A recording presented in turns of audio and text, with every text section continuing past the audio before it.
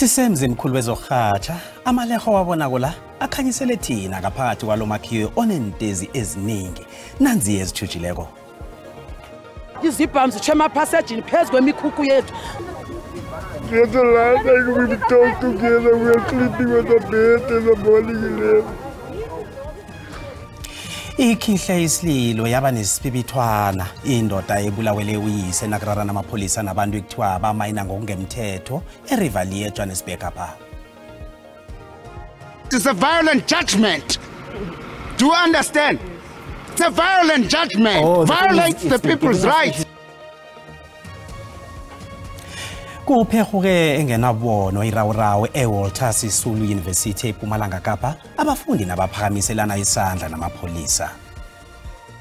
We will never unite with Zuma who wants to kill the EFF. Don't worry about leaders of black political parties that say they do not want unity with MK. Umholi we-EFF uJulius Malema uthi ayikhohlwe i-MK Party angekhe bahlangane nayo kanti unobhala walokho we-MK Party uthi akunandaba bazokuhlanganisa amavoti bona.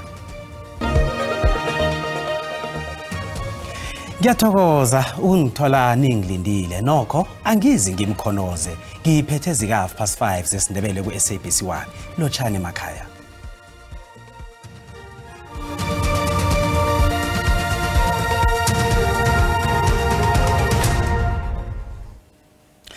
Kutholakele isidumbu somuntu ngemva kokuphehuka kwerawurawu phakathi kwamapolisa nabantu abasolwa nokumayina ngokungemthetho eRivali eJohannesburg. Ubujamo obuthoma ukuchuba lokhu amapolisa ararana nabantu abasolwa ngokumayina ngokungemthetho endaweni lem. Lokhu kunjengoba nakudunyuzwe kwabulawa indoda nabekudumuza namapolisa nabantu abasolwa ngokuthi bamayina ngokungemthetho emhlathaleni yezami impilo eRivali. Ikhihle isililo indodana kaNgazimbi nayihlathulula ngokwenzekileko. In his last words when we were sitting together, he was always telling me, my son, my home is under the ground. There's a lot like we talk together, we're sleeping with the bed in the morning. I'm so sorry. It is later he did right about you. Lieutenant Colonel Mavela Masondo ukhulumela amapolisa uthi amapolisa bekapatrola nakaza kubona iveni isolisako izolo ebusuku. Athe nakalinga ukuyijamisa kwaba kubaleka kwayo. Amapolisa alandela iveni lebe ayokufika emhlathaneni yezami impilo ekukulapha kuphehuke khona irawurawu hlangana kwamapolisa nabantu abasolwa ngokumayina ngokungemthetho. The very same people that shot at the police last night, they are staying with the same community. We are appealing to the community to please work with us. Kodwana nanya nanginjalo izakhamuzi zithi sele ziphila ngokusaba ngombana ziqhelile izehlakalo ezifana nalezi. Bakwazi ukulwela apho thina sihlala khona thina silale with this mhlawumbe nobe ngabo 12 to 1 izibhamu zishema passage phezulu kwemikhukhu yethu sifuna ukwazi ubusafety bethu buphi kahle. Umsimelelo lobi wedorobha leJohannesburg ukhombela umnyango wezenjiwa ukuthi uvale imigodi yemayini endaweni le ukulusana nokumayina ngokungemthetho. Uthi dorobha likhela ivale eminye imigodi kodwa namazamazama ayivulile godu. There's actually a gas pipe that is running here, highly pressurized gas pipe. And then there's illegal mining. Someone who just mines the gold and make money, who can just hit that pipe, what is going to happen? Okwanje ubujamo obuzinzile. Kubotshwe abafundi abane beUniversity Walter Sisulu University kwalimala amapolisa amabili abafundi nabalwa namapolisa ecampus yeMthatha ePumalanga Kapa. Amapolisa bekwafuneka asebenzise izinkulu zeraba ukuphadlalaja umchakalo wabafundi.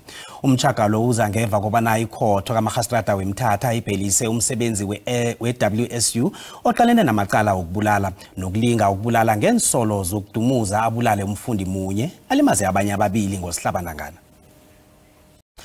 Bukeli namhlanje nge-awale khomba ungaphundwa kubukela indaba ze-SABC lapho sabe siveza khona isiqephu sesibili sephenyo layo nangingenelela khudlwana ukuthola iqiniso ngobulelesi obuhleliweko kokuthunjwa kwabantu abasikazi ukuthi bakwenza njani nokufakazi ovelileko othi ube nobudlelwano nesinye isilelesi nge-awale khomba ungachidi kumabonakude wakho.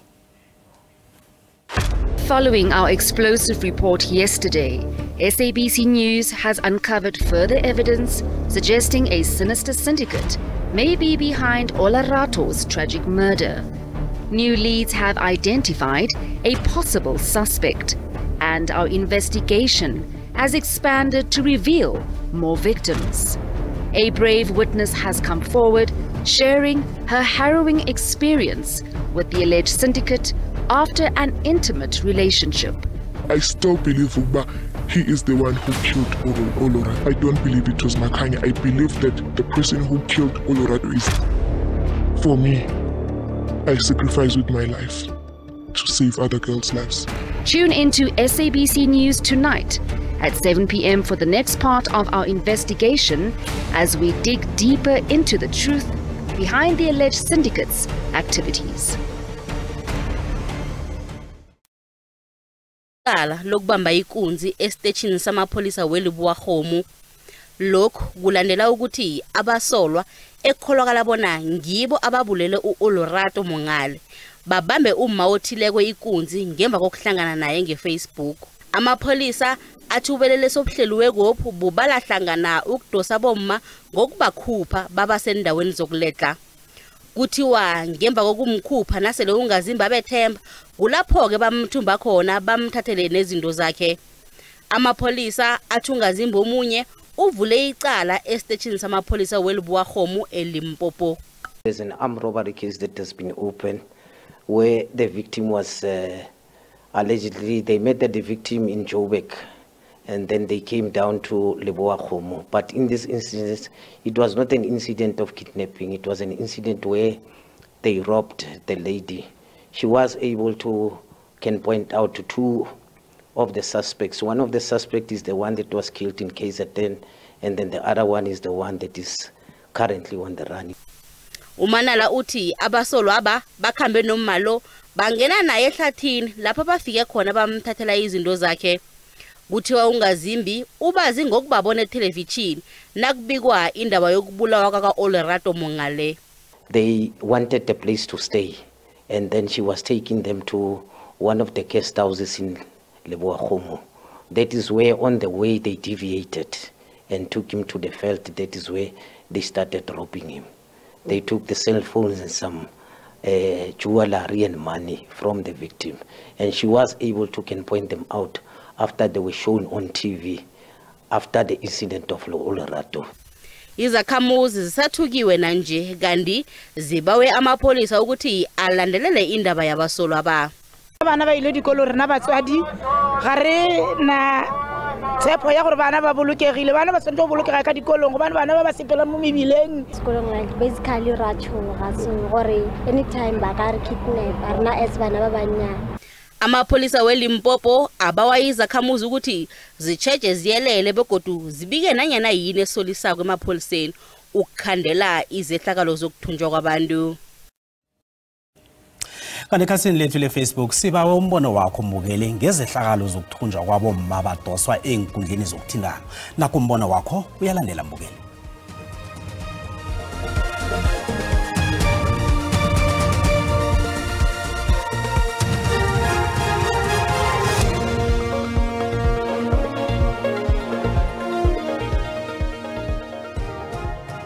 Nebangathanda umuntu bese bathi asikhambe sekhaya so mari namhlanje bangamazi ukuthi ubuyaphi ngwakuphi. Awazi negama lakhe nokuthi uhlalaphi awazi so ukhamba naye.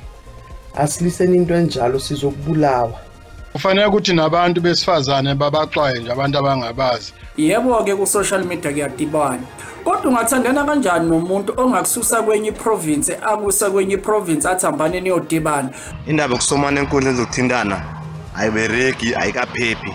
Umuntu makafuna umuntu obereka wakahlale nalawo abereka naye emberegweni. Into engehlisayo yonke lento le ukuthi bayeke ukuthanda izinto eziza kalula. Ngiyafisa ukuthi abenza izenzo ezifuze lezi engalungile baboshwe basojilika jele.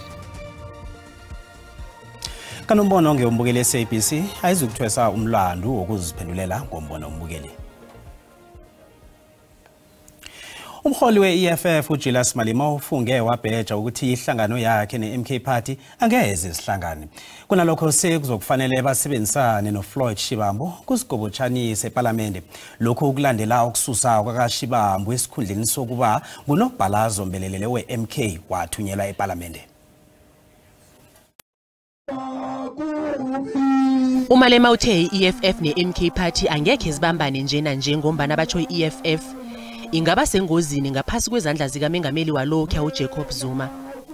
Nanyana kunjalo kodwana njenganje uMalema sekayokubona isekela likaMengameli wehlangana yakhe lalokho uFloyd Shivambu njengelunga le-MK eParliamente okulandela ukususa kwakhe esikhundleni sokuba ngunobhala zombelele we-MK.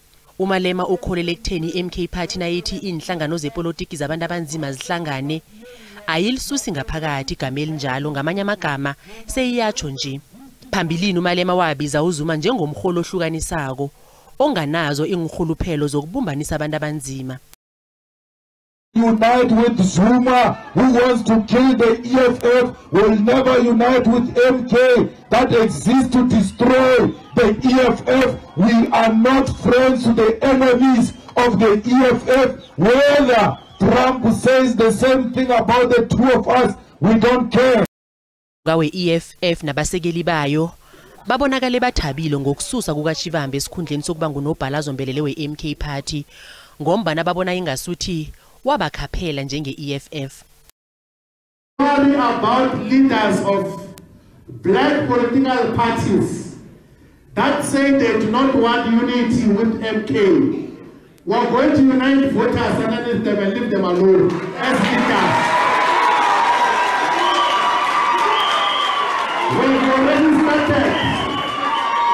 We've already started in KwaZulu-Natal. We unite the voters and then we leave a shell there. Ema-accountini wakhe wenkundleni zokuthindana uShivambu uvikele isiqundo sakhe sokujoyina i-MK Party njengesiqundo esilungileko nanyana kubonakala ahlazisekile ngokususa esikhundleni sokuba ngunobhala zombelele. Umengameli we-EFF uJulius Malema uthi ihlangano yakhe izamile ukulwela amaSewula Afrika ngokumangalela ungqongqotshe wezemali uEnoch Godongwane ngegadango lokukhuphula umthelo wembasili. Umalema utsho lokhu nabe kakhuluma nembikindaba ngaphandle komuzi wekhabo lomlingiso obhubhileko uPresley Chweneyagae. Kanti uMalema bekayokutshiriya umndeni womlingisi lo owaduma ngefilimu elithi Tsotsi. Umengameli wama-Red Berets uJulius Malema uhlathulula umlingiso oselazile kuyisemkhulu uPresley Chweneyagae njengomlingisi obekayenza into yakhe owabeka iSouth Africa emebheni. Presley has been a very good actor and then put South Africa on an international map when Tsotsi won an award internationally. That's where many of us started to appreciate that we've got a talent in our country. Umalema uthi ukukhutshula komthelo wembaseli yokubetha amaSouth Africa esikhuluma nje athwele ebudesini uthi EFF ithabile ngombani izamile ukulwela amaSouth Africa. It was not the EFF that got rejected. It is the people of South Africa who lost because they are going to put an increase on fuel, and once you put increase on fuel levy, everything else goes up. Umalema ulitsho lubuyelele lithi EFF angeke isebenze ne-MK Party njengoba i-MK Party ngaphasi kwakaZuma ikhapheli EFF. Umalema uthina akabuzwa ngendaba kaShivambu yokukhutshwa njengonobhala zombelele we-MK Party waphendula nganasindlela. Ayakwini yena. So it's not our problem. We are in parliament, we are working in parliament, and that's it. If he comes to parliament, he will find us rolling. The parliament now is run by young boys. Young people are running that thing. And if he comes then thinks he can impose himself on them, they are already ready for him. Umalema ukholwa bona i-MK Party ayikajami emagameni nayo nayithi inhlangano zepolitiki zabantu abanzima kufanele zibumbane. Umalema phambilini wabiza uZuma njengomuntu olwisako onganahuluphelo ukuhlanganisa inhlangano kunye namavoto wabantu abanzima. Umengameli uCyril Ramaphosa uthi ubumengameli be-G20 eSouth Africa buzokuraga nokuchochozela ukuthi kuthathwa amagadango ukuqinisekisa ukunzinza emazweni anemali ngeniso ephasi. Ubekhuluma emhlanganweni obubanjwe ngethungelelwano lemoyeni we-4th International Conference for Financing Development. Umengameli be-G20 beSouth Africa buthoma ukuba mafulufulu. Umengameli weSouth Africa uthi bazibophelele kufumaneni insombululo khulukhulu njengoba nephasi liqalana nemraro nje. South Africa seeks to advance sustainable solutions to tackle high structural deficits and liquidity challenges and extend debt relief to developing economies. umengameli uthi bafuna indlela eziningi bazoziqala ukuqinisekisa ukuthi iminotho yeAfrika isebenza ngconywana. In support of this effort and in pursuit of sustainable funding of the SDGs, South Africa will convene a side event at the FFD4 under the theme Forging a Common Agenda to Achieve Debt Sustainability in Developing Economies. uRamaphosa bewatsho nokuthi iphazi lingaleqisa amehlo inembo letuthuko enzinzileko. We must align our efforts across all available fora and platforms. South Africa has been consistent that the priorities of the G20 presidency should complement and support the ambitious objectives that we have all set. Yobudlelwano nokusebenzisana nayo angeze yasala. Nasibuya entolo. Nebafana labangenako ngale toilet isikhaleni ngale ngasefencing. We have nothing to say ngoba siyabasaba and labaningi bakhona baphethe tikhali njengetibhamu. Kutholakele imbulawo ezingangobaba nendakamizwa kubafundi nakusetshwa inkolo zemasoyi ePumalanga.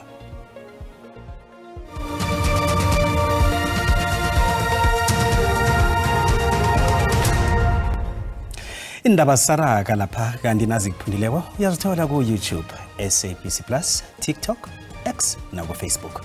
Asirage nazo. Kutholakele ingikhali ezibukhali nendakamizwa ahlangana nokhunye kezinye zenkolo zemasoyi eMpumalanga. Ingikhali ezibeziphethwe bafundi kanomnyango wezokuphepha komphakathi ngokubambisana nowezefundo basejimeni lokusearcha inkolo. Ezinye zazo esele kuthiwa zilitsaba lobulelesi kufaka hlangana namagenge alelisako. Zokuphepha zifike ngendlovu yangena enkolweni. Zaqalisa yonke into phezulu. Abafundi batholakele nendakamizwa. Kakhulu especially Margaret 10 nibo laba misbehavior ko basebenzisa tikhali especially mu. Nebafana labangenako ngale toilet isikhaleni ngale ngasefencing and bahlala lapha eminyango ngase toilet because there's a space like so mangena lapha toilet you don't feel safe anymore because bahleli lapha eminyango and we have nothing to say ngoba siyabasaba and labaningi bakhona baphethe tikhali. Siyakujabulela ukuthi kwemaphoyisa bato checka nokusesha abantwana labetana tikhali esikolweni ngoba tikhali atikamukeleki. Bantwana namhla balimatana eSouth Africa umthetho awugcinanga kahle etikolweni ngoba abantwana bethu lokuba kwendako kwenda labanye abantwana bangasakhoni kufunza. Abafundi ekubika ukuthi baqobotshelwe mapholisa ngokutholakala nengikhali kunye nezinye insetshenziswa ezingasisemthethweni. We have managed to uncover some dangerous weapons and also dagga. 6 suspects have been arrested because the kids led them to the suppliers who were supplying them with the narcotics. However, we want to also encourage the parents to always monitor the behavior of their children. Ijima lokulwisana nobulelesi enkolweni lihlelwe ukuthi lizokufuduselwa nakezinye inkolo esifundenesi. Kezemali ranta liqinile nalinganiswa nezinye imali ezikulu.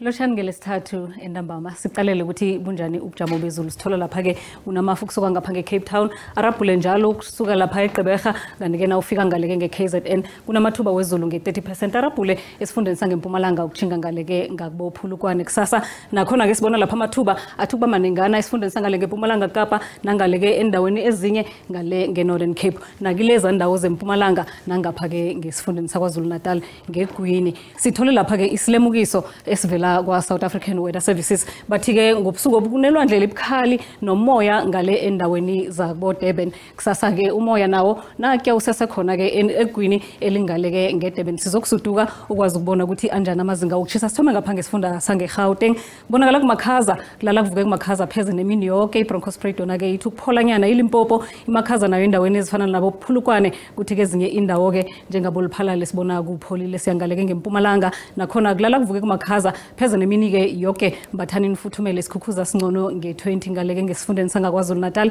kupholile endaweni eziningi Kokstad yona ke imini yonke imakhaza nangaleke ngeMpumalanga Kapa sibona ke kulala kuvuke kumakhaza endaweni eziningi kupholile lapha eGraafrenet khona ke kuyafuthumala ngemva kwamadina iWestern Cape ibonakala emakhaza lapha eCape Town imini yonke kungcono lapha ke endaweni zabo Beaufort West nge23 ngemva kwamadina iTlagwini Kapa ke ilala ivuke emakhaza kukhulu lapha ke endaweni zabo Sutherland ngokuhamba kwesikhathi Appington yafuthumela nge24 ngaleke esifundeni sangeFreystata nakhona kumakhaza pheze ke lapha eViapenary imini yonke nakubo Fixburg bese ke ezinye indawo kube ngconywana esifundeni sokugcina ngaleke ngeNorthwest lala kuvuke kumakhaza njengendawo zonke ngokuhamba kwesikhathi isifunda sisibona siyaphola sibona nekoti ngesikhathi esilandelako Tido